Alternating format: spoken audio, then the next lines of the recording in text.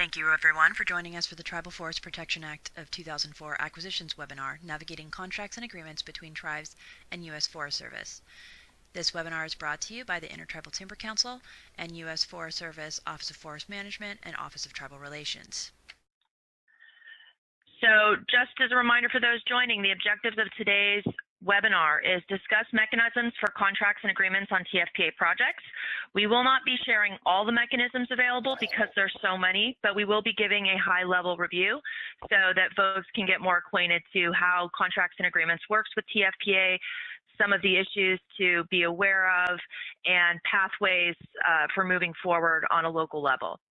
We're going to be sharing pros and cons and success stories and lessons learned based on partnerships between tribes and U.S. Forest Service. And we'll be also providing some additional perspectives and jointly develop some solutions. That's when we're going to be opening up those lines to hear from folks and talk. So as I mentioned, my name's Stephanie Lucero. We're doing the welcome and introductions for the webinar for those just joining us. Then Jim Durglow with Intertribal Timber Council and myself will be providing an overview of TFPA. We won't be doing the entire TFPA 101. There are slides and webinar recordings available for you to see that on the ITC website. If you have any questions, just chat box me and I'll give you that information. Then we will be moving on to our Forest Service presenters to discuss contracts between tribes and U.S. Forest Service and partnering in agreements with U.S. Forest Service. Those speakers will be introducing themselves when we get to their sections. And after those discussions and presentations, we're going to open up for full facilitated discussion. The lines will need to be opened up as needed just to make sure that we maintain the integrity of the sound quality. So if you are interested in discussing, just send me a chat and I'll open up your line. And then we can also just open up and experiment with that. Once we're done with the discussion, we intend to go until 11 today. If we go through all of our discussion, we might end early, but right before 11, we'll do a quick wrap up and next steps. And as I mentioned, we will be providing details for those of you interested in getting your continuing education remarks. I have gotten some requests on the URL for the ITC website. We will share those later. They're not on the slideshow, but I will make sure all of you get that at the end of the webinar. So with that, let's just go quite briefly into an overview of TFPA. And for this, I'm going to actually ask one of our co-presenters, Jim Durglow, to introduce himself, and we will give you that introduction. Jim? Good morning, Stephanie. Thank you for coordinating this webinar for us today, and thank everyone for joining us. It looks like we have some good participation this morning. My name is Jim Durglow. I'm a contractor working with the Intertribal Timber Council as their fire technical specialist, a position that our good friend Jim Erickson held for many years. Before I joined the ITC family, I was the forest manager for the Confederate Salish and Kootenai tribes for about 14 years. Worked extensively with the tribes, not only in forestry, but some of the natural resources programs here. The Confederate Salish and Kootenai tribes is located on the Flathead Reservation in beautiful northwest Montana. And I have the opportunity this morning to talk a little bit about the history of TFPA. In 2002 and 2003, extensive wildfires originating on national forest or other federal land swept across the West and devastated tribal communities. Lives were lost and resources held in trust by the United States for the benefit of Indians were severely damaged. I know you're going pretty quick, Stephanie. Is that all right? You're great, Jim. The Tribal Forest Protection Act of 2004, also called Public Law 108-278, was passed in the aftermath of these catastrophic losses in order to provide a means for tribes to propose projects that would protect their rights, lands, and resources by reducing threats from wildfire, insects, and disease. The TFPA offers a means for helping the United United States fulfill its federal trust responsibilities to protect the trust corpus while promoting restoration of healthy forest ecosystems on the landscape. I know this is a little bit of testimony provided by tribes during the congressional hearings. Tule River Tribal Council provided testimony. Our own Intertribal Timber Council also provided testimony. But I just wanted to include here some relatively recent testimony given by Michael Chavarria, the governor of Santa Clara Pueblo, before the House Interior Appropriations Subcommittee in April of 2014. So we realized that the TFPA was passed in 2004, but it's still very relevant today. And Mr. Governor Chavarria talks about the Las Conchas fire. In the summer of 2011, the Santa Clara Pueblo was devastated by the Las Conchas fire. At that time, the largest wildfire in New Mexico history. Although mercifully no lives were lost and no homes were burned, we saw our traditional and treasured homeland, the spiritual sanctuary of the Santa Clara Canyon, practically destroyed. We estimate that more than 16,000 acres of their forest lands burned in the fire, and together with the lands that were lost in the Oso Complex fire of 1998, the Cerro Grande fire of 2000, 80% of their forest lands and a huge part of their heritage has been destroyed. The fires burned thousands of acres of their traditional lands that are outside of their current reservation and that continue to hold cultural sites and resources that are of great importance to the tribes. So I know that it's been 14 years since the passage of the TFPA, but it's very relevant today. Seeing large, destructive fires crossing boundaries. And it's been said a number of times that wildfires know no boundaries. A few key terms. TFPA is referred to as the Forest Protection Act of 2004.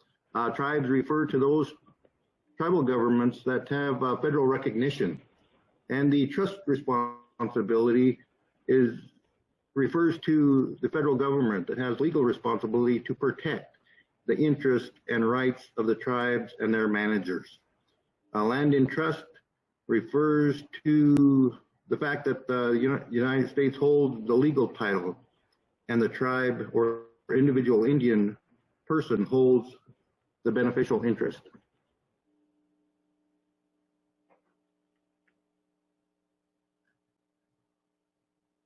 The TFPA authorizes the Secretaries of Agriculture and Interior to give special consideration to tribally proposed projects on Forest Service and BLM administered lands.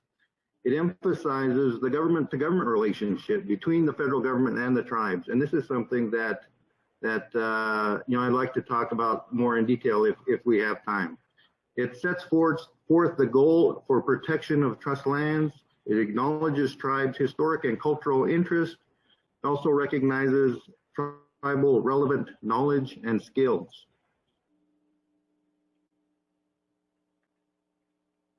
To qualify for issuance of TFPA proposed projects, the land must be held in trust or restricted status.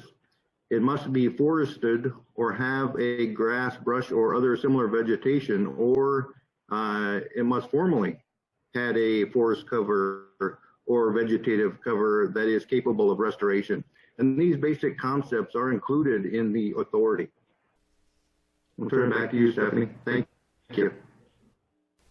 Thank you, Jim, for that history of TFPA and an overview of the TFPA lands that are intended to be protected by a TFPA proposal.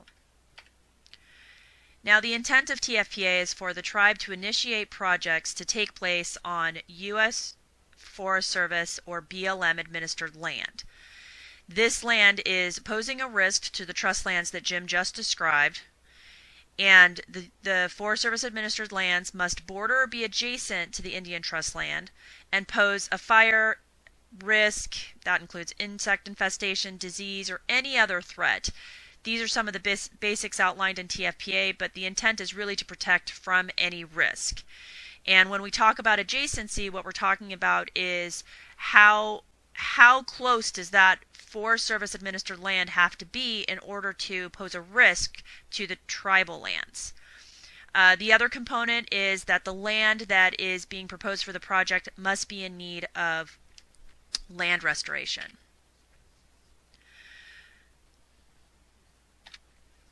So in addition to posing a risk to tribal resources, the Forest Service land cannot be subject to some other conflicting agreement or contract.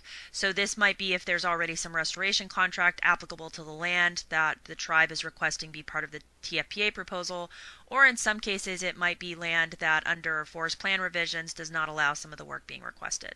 But the intent is that this is Forest Service administered land that presents or involves a risk to a feature or a circumstance unique to the tribe. If it poses a risk to treaty rights, biological, archaeological, historical, cultural features, there's plenty of different types of risks to the unique qualities of tribal trust lands. Once the tribe puts in a tribal proposal, the Forest Service or BLM, and we're really talking about Forest Service today, but TFPA addresses BLM, there's specifically 120 days to respond. There's a lot of discretion to the agency, but there's plenty of executive orders and agency policies that support getting that response back in 120 days.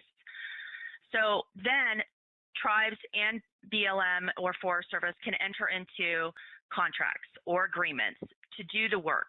Now, the contracts relate to tribally related factors. So once there's that agreement, there might be other third parties involved in funding. There might be agreements with third parties, but what we're going to be talking about today is agreements and contracts between Forest Service and tribes. It may be that the tribe is doing the work. It may be that the tribe is doing a subcontract for the work. This is one point I wanted to mention. The best value, and we mentioned this previously, but I guess the audio was having some difficulties. So we'll talk about this in more detail with respect to the contracts, but an important thing about Forest Service is that under TFPA, the Forest Service can use the best value and use special considerations, and that can be tribal related factors. It could be status of the Indian tribe. It could be the trust status of the tribal lands that are being protected by the project. It could also be cultural, traditional, and historical affiliation of the tribe and their connection to the land that's being protected. So those are different aspects of the best value that you might see in the contracting. This is authorized because of the government-to-government responsibility, the treaty and trust rights. And Jim, I know you mentioned you wanted to talk about that a little bit if we had time. I'll open up your line, so you could probably discuss that if you wanted to, or we can open up during discussion. The other reason that TFPA is focused on this is based on tribal rights and interests, sovereign rights, treaty rights, reserved rights. TFPA doesn't change any of those existing treaty, tribal rights, or the trust responsibility. What it does is allow for a recognition of those treaty and trust rights and a process by which tribal resources can be protected from threats coming off Forest Service and BLM lands. All right. Anytime, Stephanie. I just lost you there for a second. That's fine. It looks like we got you back, Jim. Okay, and I noticed a couple people logged out and logged back in, so we had a little bit of audio difficulty. So I'm going to open the line for Gavin. And Jim, did you want to add anything about the government-to-government responsibility and trust relationship? Well, it's been, I just wanted to mention that it's been my experience working with the TFPA and watching tribes, manage through the TFPA. We talk about developing this government-to-government relationship. And the relationships that I've been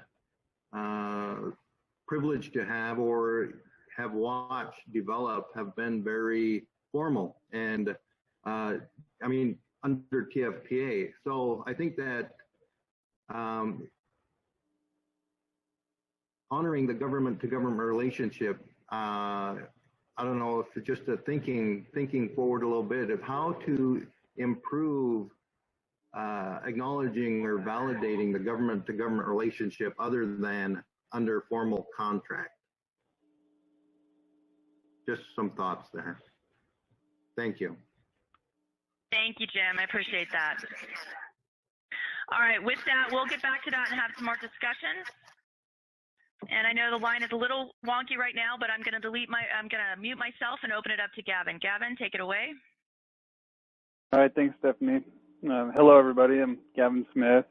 I work for the Washington office procurement policy branch, and specifically around stewardship contracting. And what I'd like to talk about today are what type of contract activities we can look at when utilizing or trying to contract with the Tribal Forest Protection Act project. All right, so in looking at this, we're really going to be focusing on what are going to be those type of contracting vehicles and or what are the responsibilities going to be of those tribal businesses when moving forward with the contract. And so just some of the general business rules of engagement that contractors and or tribes or tribal businesses must be registered in SAM, or the System for Award Management.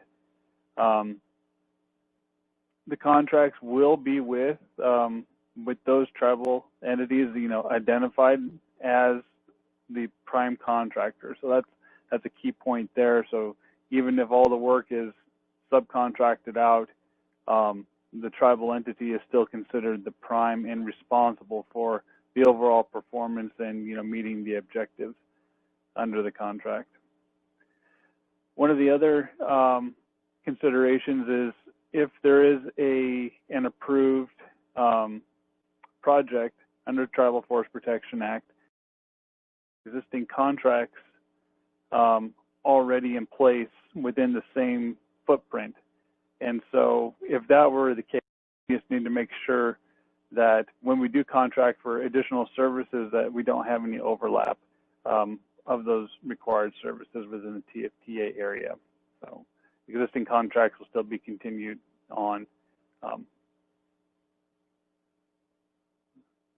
And I think, Gavin, one thing you mentioned is that with the overlapping contracts, it's just that the same services can't be contracted twice to the same entity, right? Yeah, I think the intent here is that if there was an approved project for TFPA, and let's say it was for hand thinning, we wouldn't cancel the existing hand thinning contracts within the same area that have already been awarded to other contractors. That was the intent around that bullet point, that TFPA, we would find additional work activities within the same area, but and have contracts working next to each other, but yeah, not on the same, basically not on the same footprint. Okay, and so under TFPA, the act itself, it grants the authority to the Forest Service to enter into what we would call a sole source contract. So that means there's no competition required. And under the standard service contracts, they're typically only last for 5 years. And one other element is that there may be applicable labor laws or other sorts of requirements under federal contracts. Example would be the Service Contract Act, which provides for a wage determination within that area, and those are all determined by the Department of Labor. And in doing some research on this, there are different. A lot of it really depends on how the contract is written and who the contract is with, whether it be a commercial tribal entity or a tribal, like a tribally owned business, and so there is some differentiation there between those types of labor laws and how they are applied under when working with tribal entities. And even though it is a sole source contract, we still require that we look at fair and reasonable pricing for any contract activities that are being done out there under TFPA. So if we use a traditional service contract, this really kind of falls in line with what type of business are we working with under the TFPA and or the tribal entity that would be holding that contract. And a lot of that has to do with how they are set up as a business. And so generally speaking, for service contracts, at least 50% of the cost of personnel in performance of that contract needs to be done by that company. And so how we set that up and how those businesses are established will depend upon how many employees and or non-employees of that company actually are being used in performance of that work. And if it was a construction project, that percentage is a little bit less. It's 15% of that. And so again, using traditional service contracts in performance of a TFPA project, we need to be cognizant of how the labor laws apply. And good resources I'll make available here at the end of my presentation, but it is definitely something to be aware of when looking at a traditional service contract, or just service contracts in general in performance of a TFPA project. Okay, next slide. The other contract type that is available to us for TFPA is the stewardship contracting. And so the use of this authority generally lends itself to be a more flexible tool when trying to implement a TFPA project, since most of the TFPA work is natural resource based. And so under stewardship contracting, 100% of the work can be contracted or subcontracted in performance of that. It still requires that the tribal entity is still the prime contractor in performance of those restoration activities. And additionally, under stewardship contracting, if there are forest products to be removed as part of the restoration activity, then we can use that, we can offset and trade that value. Traditional service contracts, typically not. Where those are only for, service-related type activities. And the one big thing with stewardship contracting now is that contracts we can enter into for up to 20 years now. We was up to 10 years, and we just received authority to go up to 20. So for long-term, big impact, duration type contracts, stewardship contracting does lend itself to be able to look at long-term commitments. All right, next slide. So I did a little research here just to try to see what type of tribally owned businesses or tribal entities, and these are some of the contracted entities that we are doing business with or have done business with. This data set I actually pulled back from the 80s because for some reason right around the 2000, 2005, there was actually quite a big drop-off on how many government contracts we had. But these are just a few names out there in the number of contracts that we have had with the different entities. I wanted to point that out. Yeah, and one thing that was interesting to this data set, Gavin, is the variety of ways that tribes can contract, either directly as the tribe or as tribal business entities, and that there is that flexibility. Yeah, yeah. And so with that data set that I pulled, I also looked at the specific categories under which those contracts were being let, the description of work activities that were being done, which is a very generic and kind of basic identifier. But these were the ones that popped up the most out of those 410 contracts that I was able to find. And you can technical services for supporting forestry activities, and with that, the interests and the type of work activities, a lot of them focus around identifying natural or heritage sites within a lot of these project areas. Others are developing workforce skills through hand thinning or through some sort of riparian restoration, some type of work activity in that regard. And so there's a lot of natural resource based work that can be done, and I think TFPA is a great opportunity to look at that. Okay.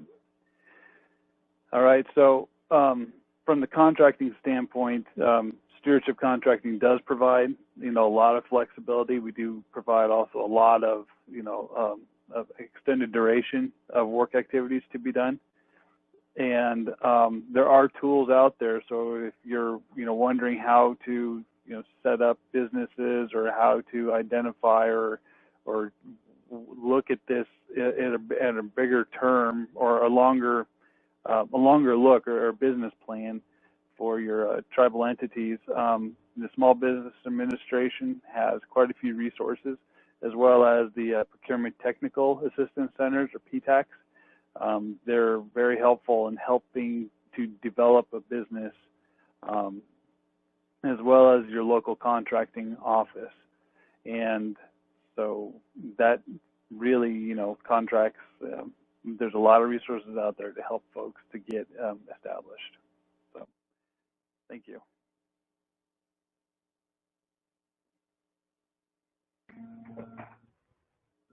Okay. We have a quick question, and this is actually, I'm getting a question from Modoc National Forest. It's a really good question that relates to TFPA. So as we're moving on to Allison's, I'll just answer that really quickly, and might invite Jim or Sonia Temez, one of our TFPA experts, on the line to update. But there was a question on whether only tribes with reservations can be involved with TFPA projects. Since Alaskan Corp saying that some California tribes do not have reservation land, and whether Aboriginal traditional lands under Forest Service management also count. So that is actually one of our more tricky questions, and we'd be happy to give you more detail, Pamela. But the short answer is that there have been TFPA projects or TFPA-like projects with tribes in California in particular that do not have reservation lands. The issue is that TFPA was specifically written to protect tribal trust resources. So there needs to be tribal trust resources as if there are traditional heritage lands that are at risk, there needs to be adjacency to a Forest Service land, and there needs to be a tribe, a federally recognized tribe, with some trust resources whose resources are at risk. There's ways to deal with it. It will really depend on the project, but it does need to have those qualifying factors. And I do know that the MODOC consortium in California did look at possibly doing some, or the MIDU consortium, I apologize, MIDU consortium in California, and they had the potential to partner with federally recognized tribes to protect the type of resources you're mentioning. So with that, I'm going to mute my line again. We're having a little bit of background sound, so we'll cut my line and open it up for Allison. Great. Can you guys hear me? This is Allison. You are coming in loud and clear, Allison. Wonderful. Thank you. Of course, worst case scenario, my neighbor cleaning service just showed up, so I'm competing with about 8 power blowers right now. Of course, the second I come on. So I'll do my best to just talk over that. I'm Allison Lamont, and I am the National DNA Policy Specialist in the Washington office, kind of a counterpart to Gavin's position who works in contracting. And we collaborate together a lot on many of the stewardship issues in particular as he mentioned. So really excited to be here presenting today, and really excited to see so many grants management specialists on the line. Really lean in because as we do with a lot of national webinars, we refer many questions back to local units. So it's always helpful when we can all be on the same training sessions and hear the same information to offer a good starting point when those agreements do come through and the rubber hits the road. So I'm going to follow about the same pattern that Gavin followed in terms of how we're presenting our information. So first, just what are the basics of agreements with the government under TFPA? So we're talking about agreements now, which are, for the most part, when we're working on the forest system, agreements that establish mutual interest and benefit between the agency, the Forest Service, and our cooperators. But in the cooperator working under an agreement with the Forest Service must be registered in the System for Award Management, or SAM.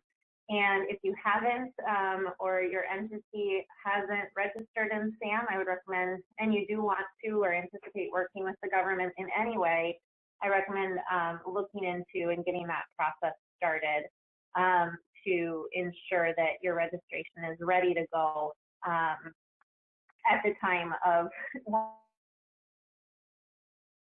get all the way through the negotiation process, have your document ready in hand, and then the grants management specialist goes to look up whether or not you're registered in SAM and find out you're not, and then the project is delayed, sometimes unfortunately by months as the registration process is completed. So highly recommend, if you have never heard of SAM before, looking into that, whether you anticipate a contract or an agreement.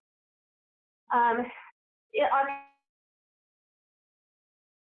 the agreements that award, for the most part, on a competitive basis. Once the TFPA project has been approved, then it's just a matter of deciding the best method for carrying out that project.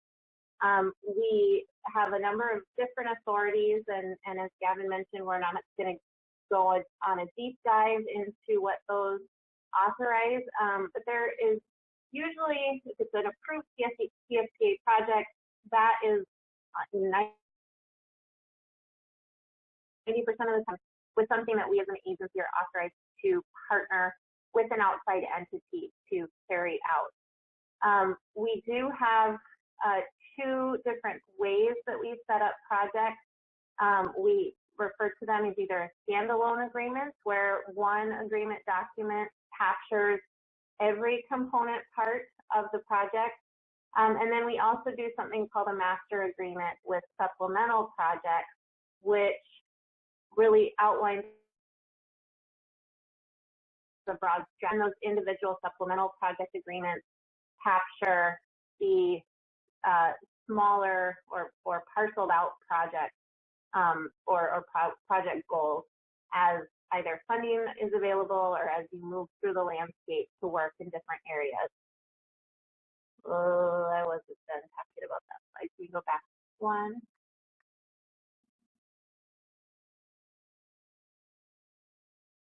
There we go. Then as I'm,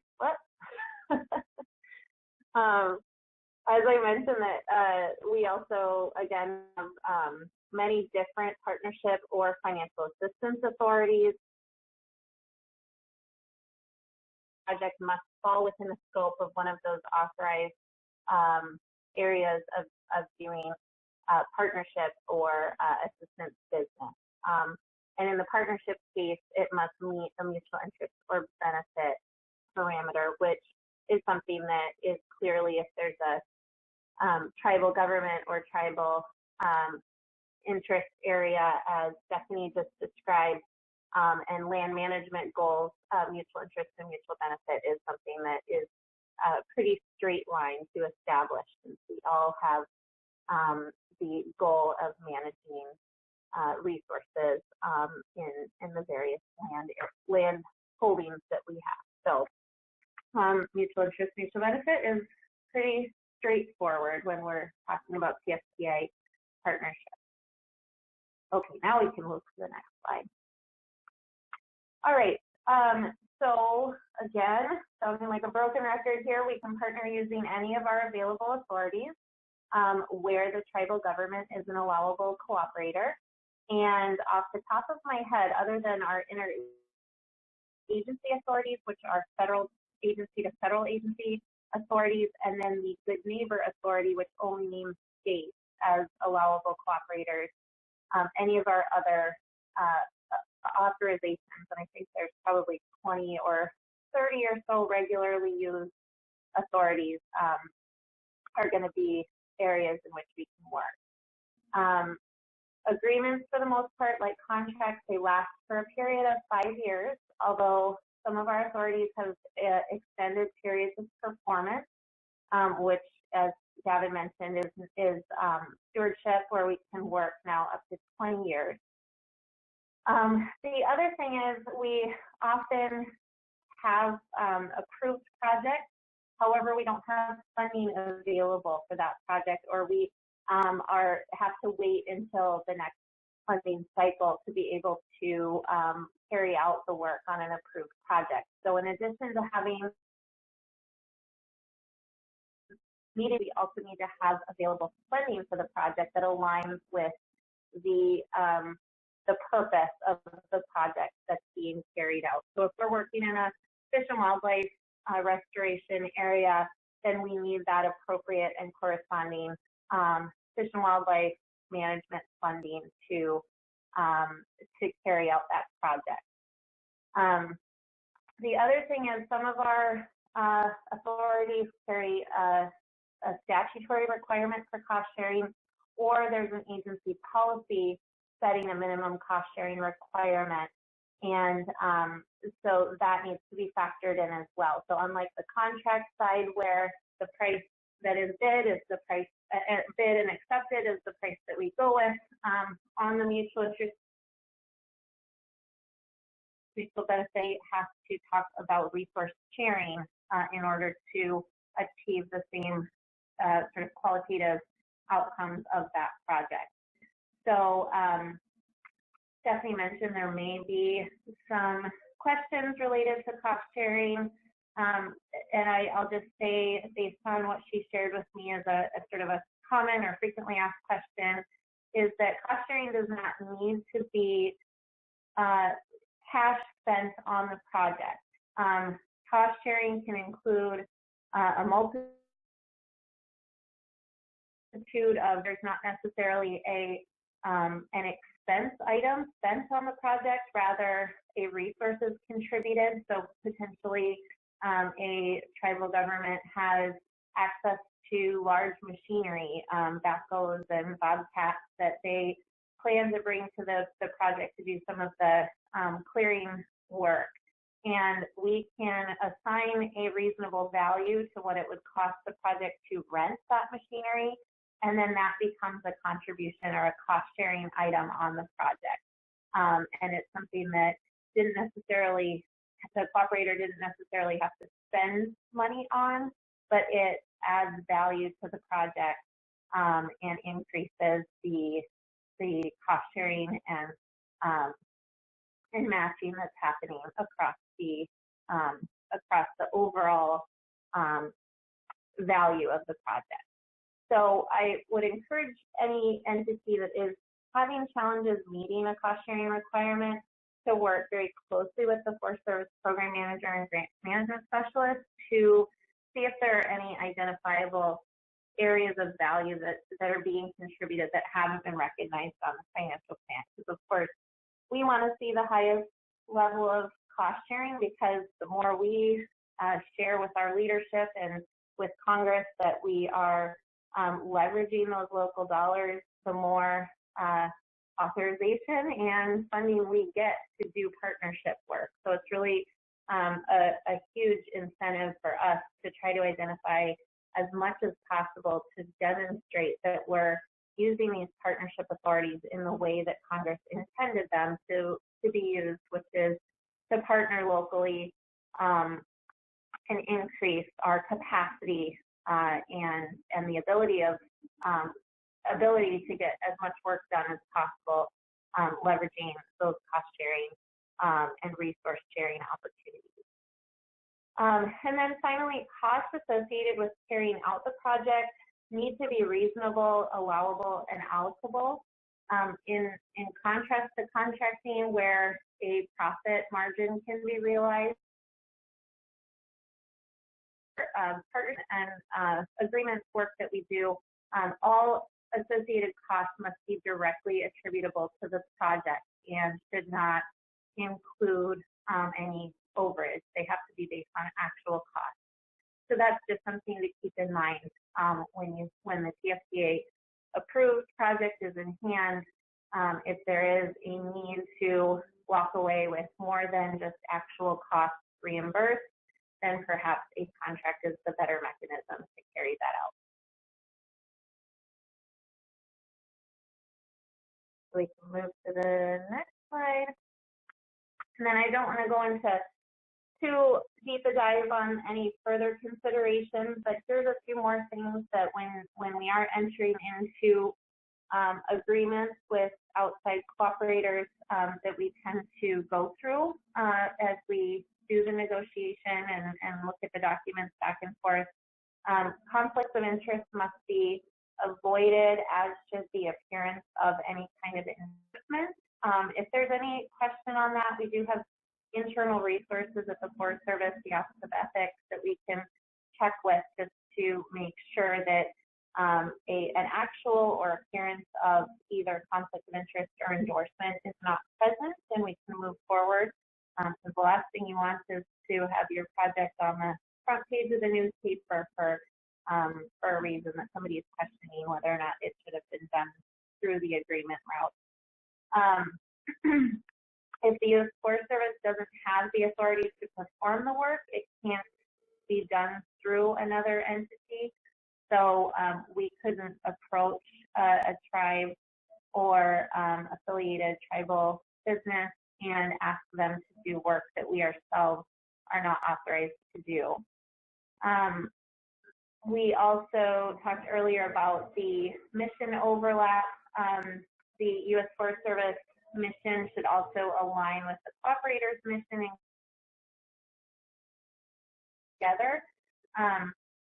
And as I mentioned earlier, the cooperator should have the capacity both to perform the project as well as to meet any of the minimum cost sharing, meet or exceed any of the minimum cost sharing requirements. And again, if those two things are not available or present, then the project should either be broken out a little bit in reasonable segments, or a contract should be looked at.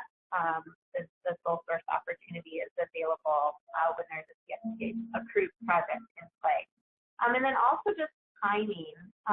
We do have some time limitations, especially now that the Forest Service received time-limited appropriations versus know your money. So a discussion should be had prior to entering into an agreement as to whether or not a 5-year time period is an appropriate duration for a project, and if it could be accomplished in that amount of time. So just a few other things to think about when it comes to that negotiation.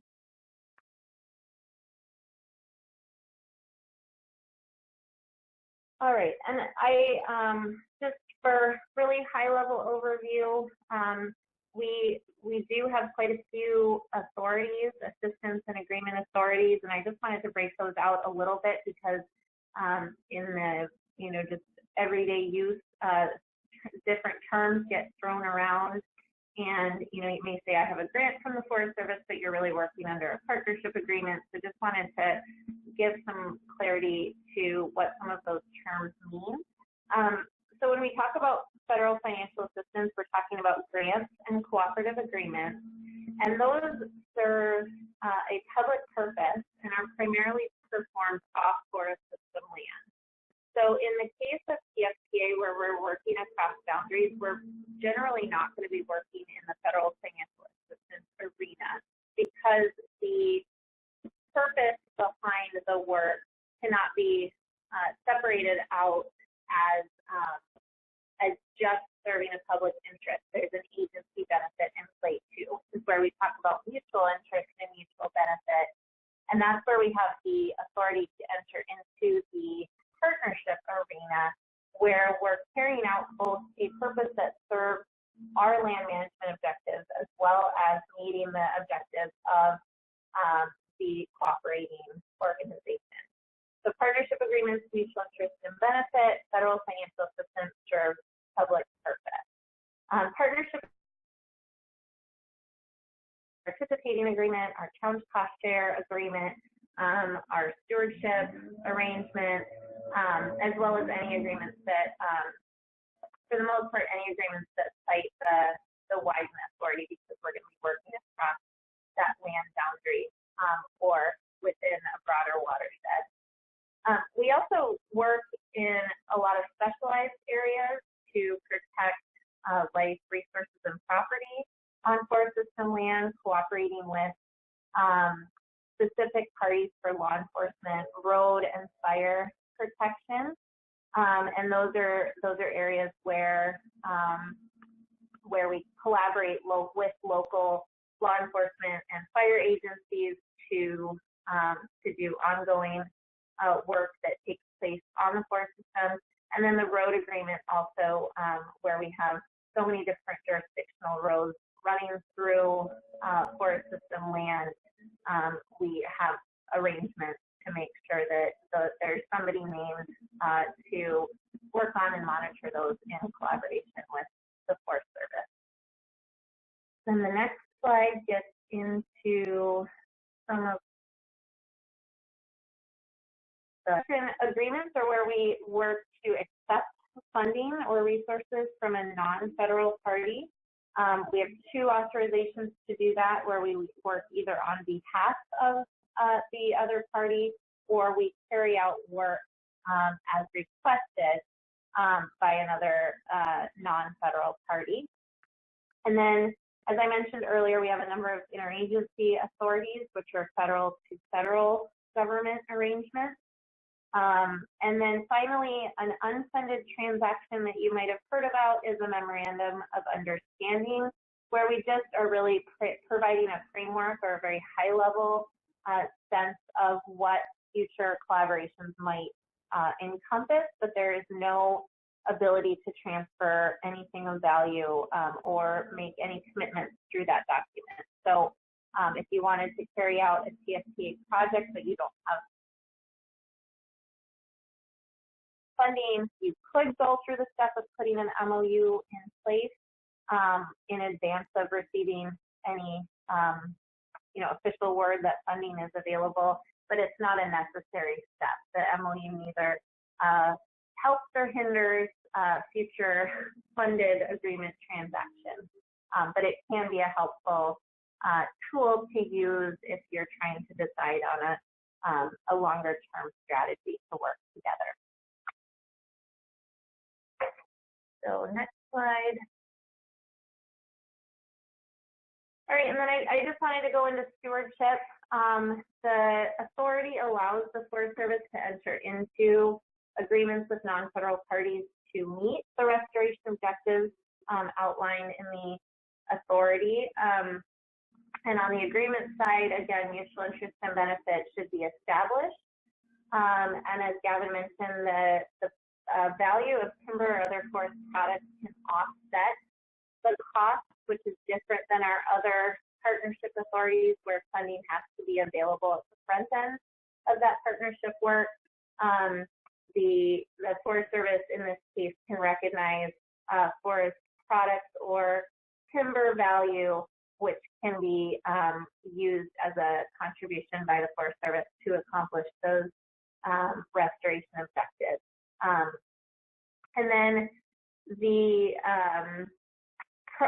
primary focus for any stewardship work is usually the National Forest System land, but in some cases where we're working in a watershed to complete various projects in things like protection and restoration of fish and wildlife habitat, cultural resources, reduction of risk for natural disasters, we can work off the forest system using those stewardship and other appropriated dollars and resources to accomplish work off the forest system boundaries. So we do have some stewardship agreement projects that leave the forest system, but meet that overall landscape restoration objective. So there is an ability to do that, both with stewardship as well as with some of our other partnership authorities where we can spend forest system funding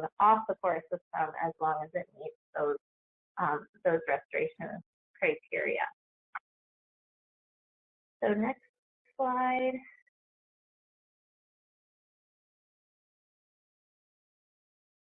All right, just I didn't do a search like Gavin did and include a list here, but I would encourage anybody interested in just getting an overall picture of how we're partnering and who we're partnering with to spend some time on usaspending.gov.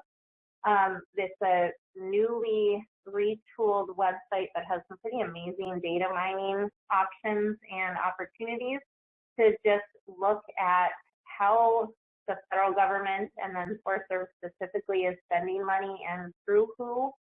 And so I did go just drilling into USA Spending and found quite a few tribal organizations and tribal partners that we're working with to accomplish a multitude of different types of projects, and that's all publicly available information. And then just a search across our system just showed very clearly that there's really not a region out there that we're working in as an agency where we don't have key tribal partners accomplishing that work with us through agreement. As I mentioned as well, the cost sharing of resources is a pretty critical aspect to partnership work because we take the funding totals and resources leverage and really report that to anyone who will listen, basically, as a way to really demonstrate that we're using these authorities the way that Congress intended and working across our communities that our forests are part of to achieve not just the results that we could using only our resources, but achieve much bigger landscape-wide results in using these authorities.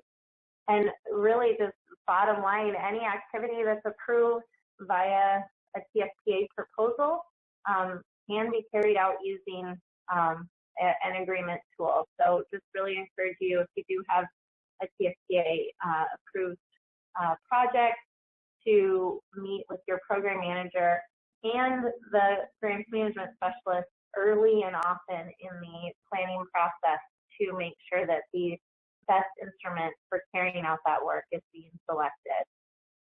And I think that is the end of my slide.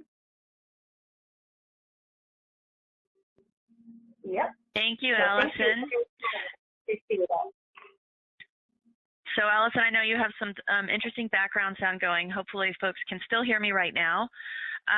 Gavin, it looks like we have a couple questions for you. So if you can open up your line, we can go through some of the questions we heard.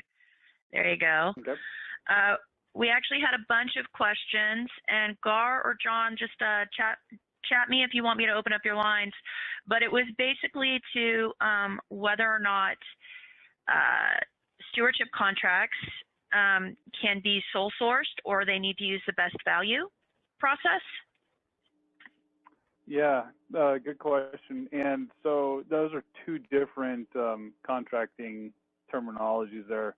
Under TFPA, we can move into a sole source contract, but when we actually award that contract using stewardship authority, we have to look at best value as an evaluation factor.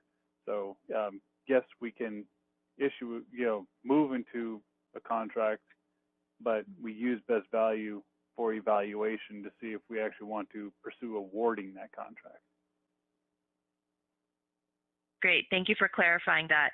And then a similar question was, when using stewardship contracting under TFPA, is there still a need for a 20% match? Yeah, so for stewardship contracts, no, we don't use any sort of matching requirements. That's more of an agreements term and requirement, and that would be in the agreement side, so with Allison. And this comes up a lot with those questions.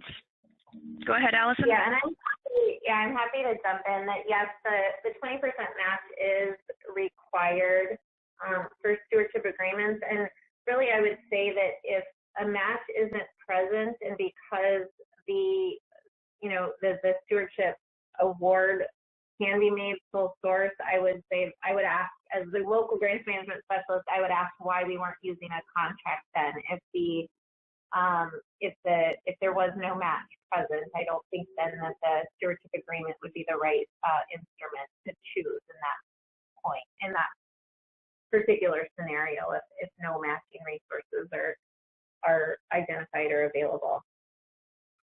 Okay, and that actually leads to, I'm sure folks probably got that, but we have had discussions in the TFPA workshops where partners, tribes identify that a contracting mechanism may be preferred because they can't make the 20% match.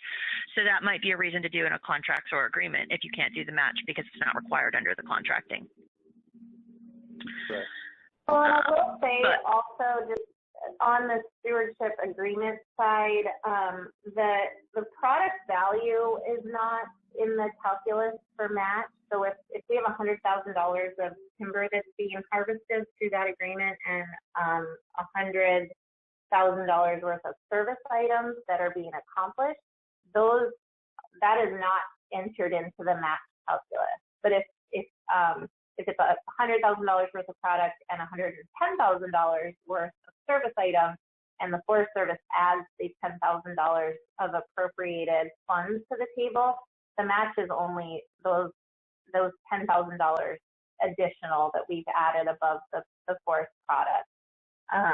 So just to kind of, a lot of times you see these huge timber values on stewardship projects, but that actually, we changed policy a couple years ago to eliminate that from the calculus of the match, the basis for the match percentage. So if you haven't done a stewardship agreement in a few years, the calculation has been drastically changed because product value is not part of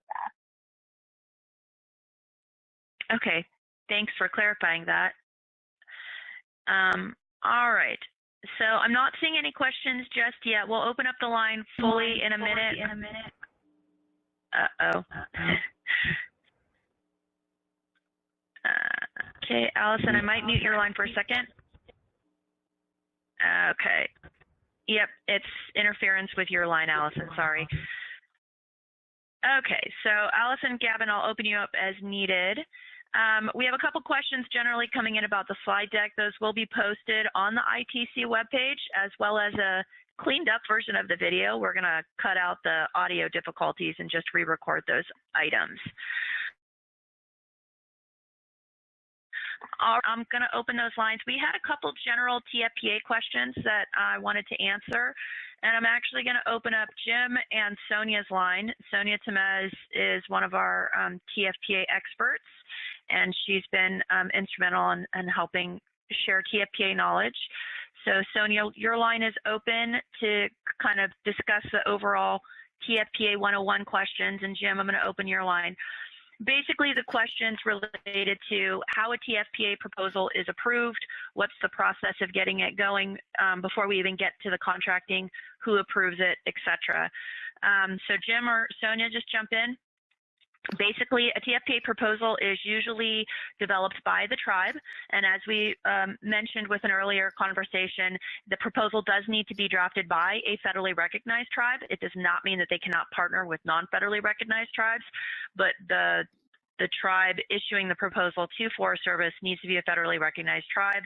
It needs to meet all of those criteria, wherein the lands that are being protected, the tribal lands being protected, are trust lands, or there's trust lands as part of that protection area, that the lands that the proposal relates to are Forest Service or BLM lands adjacent to those tribal resources. So those are some of the qualifications there. It's pretty broad. The resources being protected, there's no limitation on that. It could be cultural resources, it could be forested lands. The protection criteria of what you're protecting for could be fire, could be insects, could be the need for restoration work. And the risk that is being protected against, remember, we're looking at protecting tribal resources from risks coming off Forest Service and BLM lands. That risk defines adjacency. So if you're looking at a fire risk, you're not looking at right next to the tribal resources lands, you're looking at how far that fire can travel to put tribal resources at risk. So those are some of the qualifications.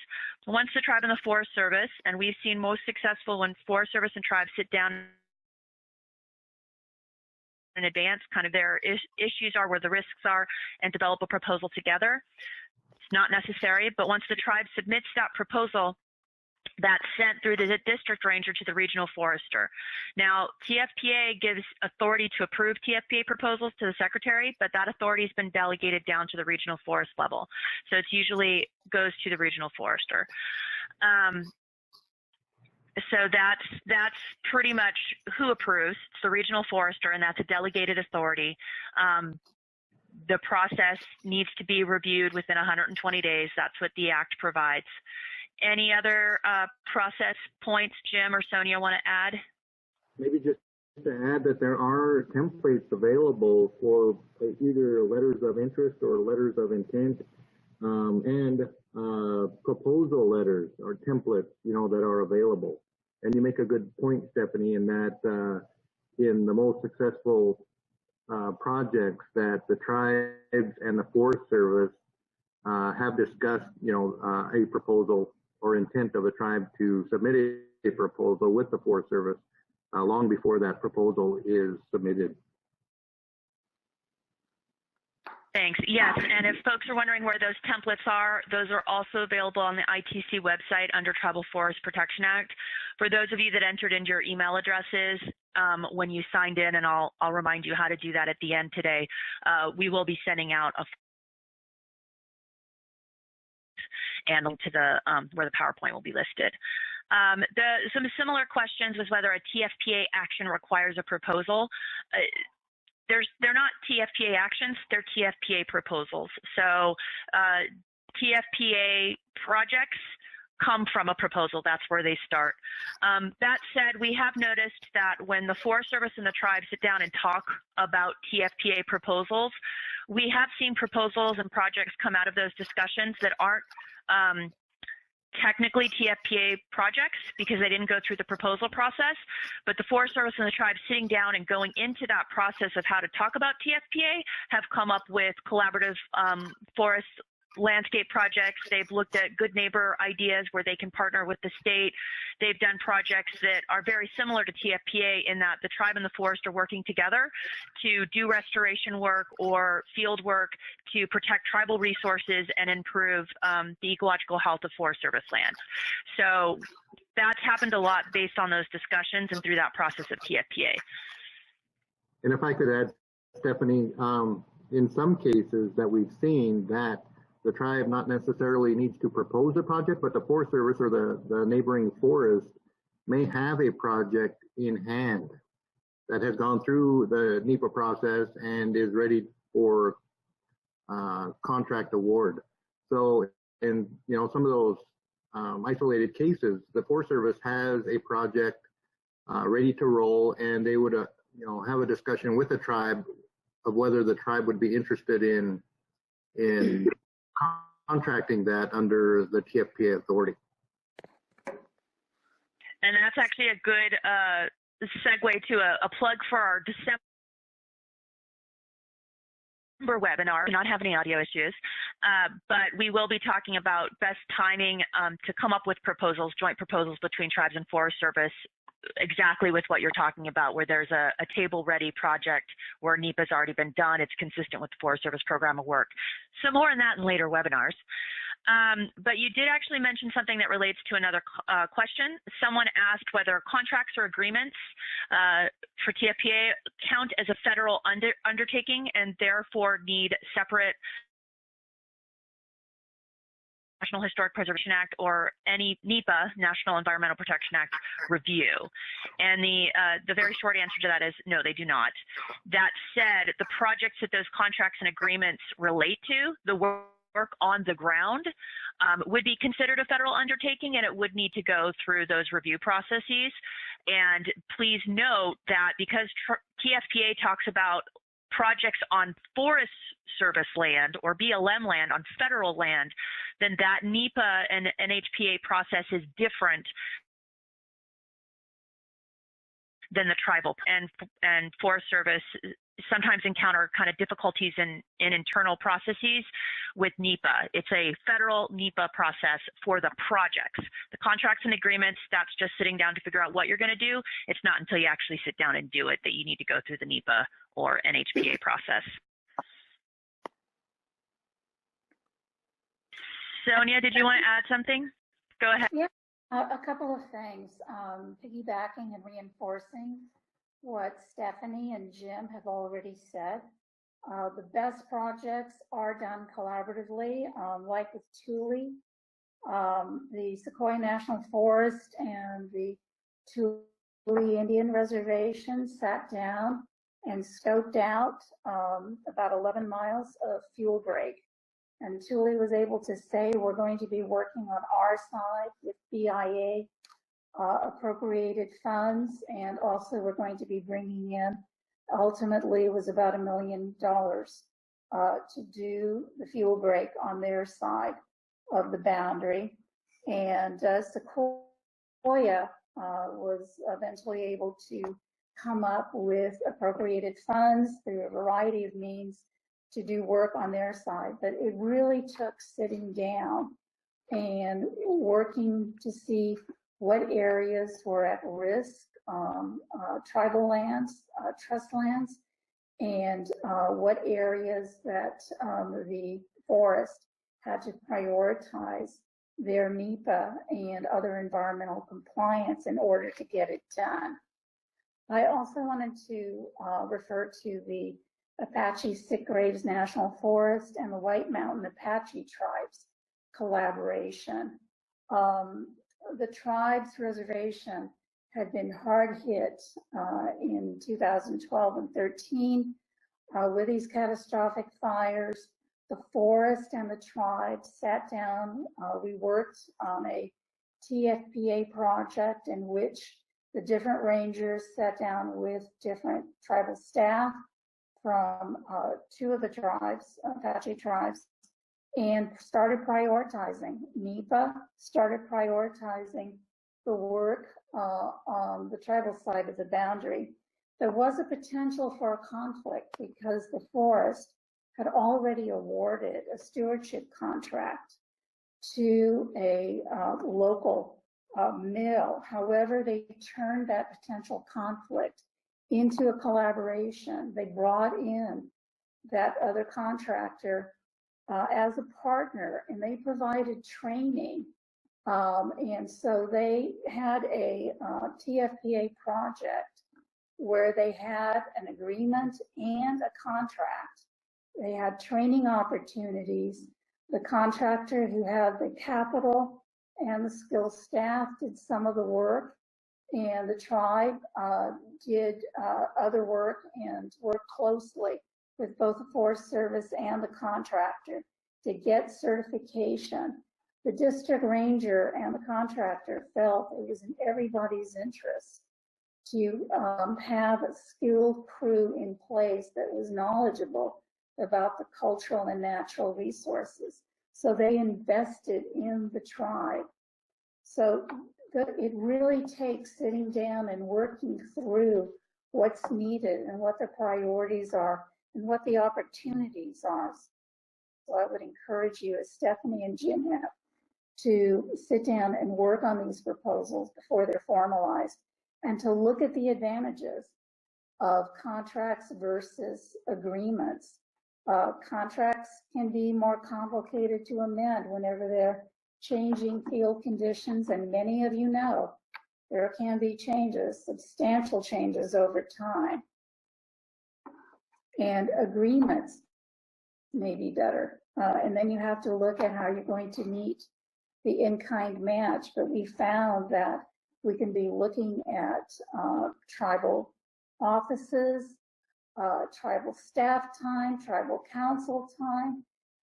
It takes documentation, but often an in-kind match can be met that way. Thanks, Sonia. And we have a pretty good conversation going on between a couple folks. So I'm going to open the lines. If we get a lot of interference, I'm going to immediately mute them, but I'm going to open the lines for conversation.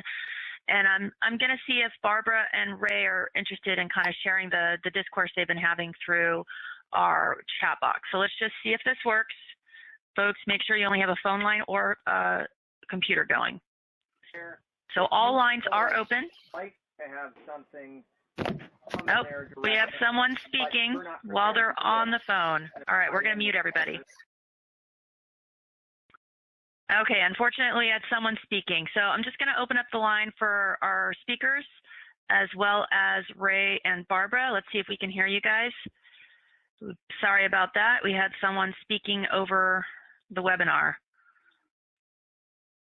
All right, Barbara, your line is open. I'm not sure if you can speak. I think you're muted on your end. If you unmute on your phone or your computer, we might be able to hear you. And then Ray, I'm going to open your line.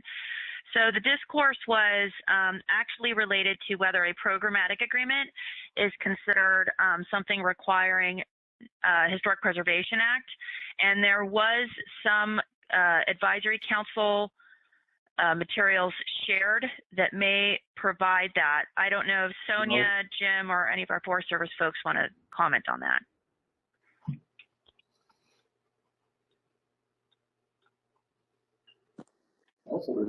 You will give me more details on the question. There are programmatic agreements with SHPO and the Advisory Council, but they, certain criteria have to be met.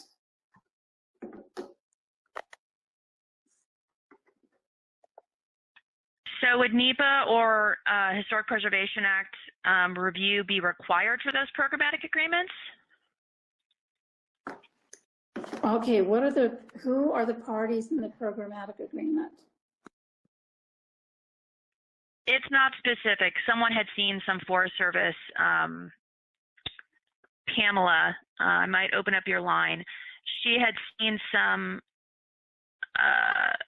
advisory council guidance that said, based on the 1992 amendments, a project activity or program funded in whole or in part would, for example, a master stewardship agreement would be considered a forest approved activity and thereby require National Historic Preservation Act compliance. So that was just some of the question. We may want to talk about this offline, but I did want to point that out, that generally it's not required, it's the activities, but I didn't know if you guys wanted to add anything to that.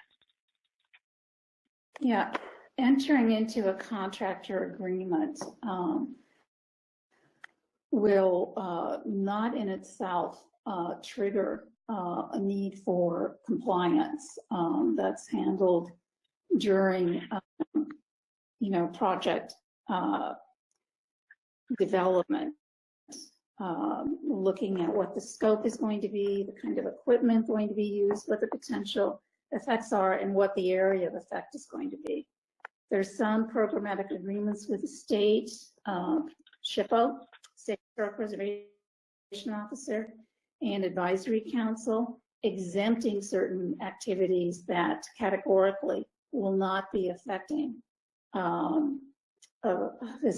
historic properties. But really, okay.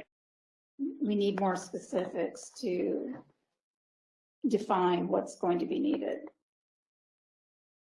Okay, thank you, Sonia. That was the clarity I wanted. So for those that might be concerned, Barbara in particular, please feel free to reach out. It doesn't look like it's an issue where it would require a Historic Preservation Act or NEPA, but the project may. The contract and agreements process doesn't. So we had some good comments, and I opened up your line, Barbara, but I don't know if you've entered your PIN. So I'm going to just share some of the discourse we had between a couple of our participants, which was very good. Some of you probably have seen it, but I want to make sure I call everyone's attention to that. And that's with respect to some projects. We also had a question about adjacency.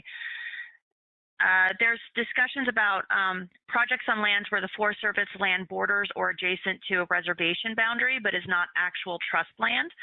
The Forest Service lands aren't considered trust land, but if it is adjacent in a way that puts a risk to trust lands, or the trust lands are part of it, then you should be able to get the TFPA compliance. Likewise, if it's not TFPA, but it's an important project, as Jim mentioned and Sonia mentioned, it maybe is something to talk to Forest Service to figure out if there's an agreement or a contract you might want to work with. And then Jean Dawson, I'll open up your line, but I wanted to share your comment, was how fire risk could establish adjacency even if the risk is not immediately adjacent to federal lands. The question was whether that also relates to wildlife habitat reduction, loss, or fragmentation, and potential effects to species. Could those be considered a risk appropriate under TFPA? Jim, you would know better since you've been talking to some folks, but we did have this discussion up in the Pacific Northwest, and yes, technically under TFPA, if the species or habitat is an important tribal resource and a trust resource, and that might be established either through treaty or cultural practices, then you may be able to identify that as an adjacency issue and work on a TFPA project as a result of that. Jim, Sonia, do you want to add anything to that? Well, I think you provided a good answer there, covering that. If it's a resource that the tribe identifies as culturally important to them, I think that would apply. Definitely. You really have to, as Stephanie and Jim have mentioned earlier, look at what the risk is and where it's coming from. And that's going to be a factor rather than an arbitrary line on the ground. Whenever folks were working on the adjacency question in TFPA, they decided that's best determined by the folks on the ground, tribal and agency folks. Washington, Congress was not going to set an arbitrary number of so many feet or so many miles. Knapweed, as some of you know, can travel dozens of miles downstream. Fires hop over huge distances. We really have to be looking at the trust resources and look affirmatively as how we can protect those trust resources and tribal communities. Great. So we had a bit of TFPA 101. We usually get this on our staff. Folks want to understand more about TFPA. I'm going to remind folks that a lot of these discussions have been discussed in previous webinars as well that are posted on the ITC website, so please go there. And obviously, we'll continue to take questions. I want to see, do we have any other questions regarding contracts and agreements and those processes and how they relate to TFPA? I don't see any on the chat. I'm going to open the lines again. Just be careful. For those of you listening, please mute your line if you're talking in the background. Let's see if we can get some more feedback on the line. All I have a lines question. are open. And it feels like that's a pretty good All right, phone caller, I'm going to mute you. Unfortunately, we have folks who are not following the webinar guidelines of muting themselves, so we cannot open the line. We have some phone callers who are talking in the background. If you would like to talk, please feel free to send a chat message and we can go that route. And it looks like we answered most of the questions we have on the chat. There's some good discussion between some of our tribal representatives and some of the Forest Service representatives. And it looks like folks will be connecting offline. So glad to see that. I'm not planning to keep everybody here, but I do want to make sure we got all the questions. So we'll open the line again. Any questions? I do, Stephanie, if I may. Go ahead, Jim. Maybe it's a question.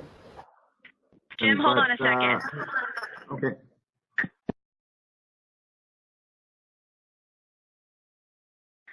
Just so folks know, I've got too much interference. I want to make sure we can hear Jim. Go for it, Jim. Maybe it's a question for Allison, but you mentioned the Fed-to-Fed contracting or agreements there in your presentation, and I'm wondering if that mechanism is significantly different than, say, Feds to non-Feds. And maybe why aren't tribes included in Fed to Fed? Oh, yeah, I know which slide you're talking about. Allison, this is the definition of federal agencies. You're muted on your end, so if you can unmute. It looks like she's having some difficulties. We actually did look at that. It's even though tribes are considered through the federal government, you know, the tribal trust responsibility, it's more of that Fed-to-Fed component that she talked about, Jim, was related to interagencies agreements. Tribes can't enter into usually interagency agreements with federal agencies. That's kind of a federal process, and so that's what that refers to, is the ability of tribes and a federal agency to enter into interagency agreements. That's usually only done between federal agencies. So that was the component that she mentioned. Allison, are you back on? Well, I'm on. Can you guys hear me? It looks like it's muted. We can hear you now. No, you're open. Go ahead. Okay. Great. Yeah, the interagency agreements, and I know there's, you know, the word agency is used quite a bit in a lot of different groups, but that's really the any agency or entity that is reporting through the Treasury for their funding, and those transactions are really only available to those entities that have a direct line into Treasury, because that's how the billing is handled, and the authorities are for federal agency to federal agency transactions, and for the most part, they're really more contractual. So that, you know, we see BLM is doing something.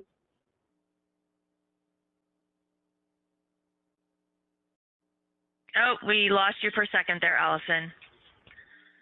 So yeah, federal to federal is the issue. Did that answer your question, Jim?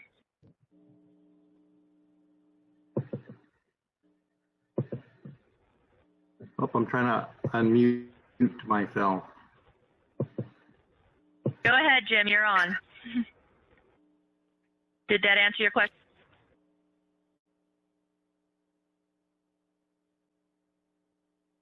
All right, I think we've hit critical mass of audio issues. So, Jim, your line is open, but I'm going to move on. I think we've got most of the questions.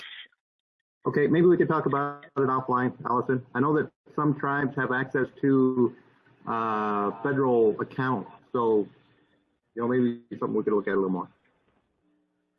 Yeah, that certainly sounds like something that might be a case-by-case situation. If we find that it is a more universal issue, we will post that on the Intertribal Timber Council's website under the TFPA webpage. This webinar will also be posted at that same webpage. We want to thank everybody for joining us today. This is the end of our webinar. Thank you again to our presenters for contributing their time. Thank you for our participants for joining in and providing some insightful questions and comments. And as always, thank you to Intertribal Timber Council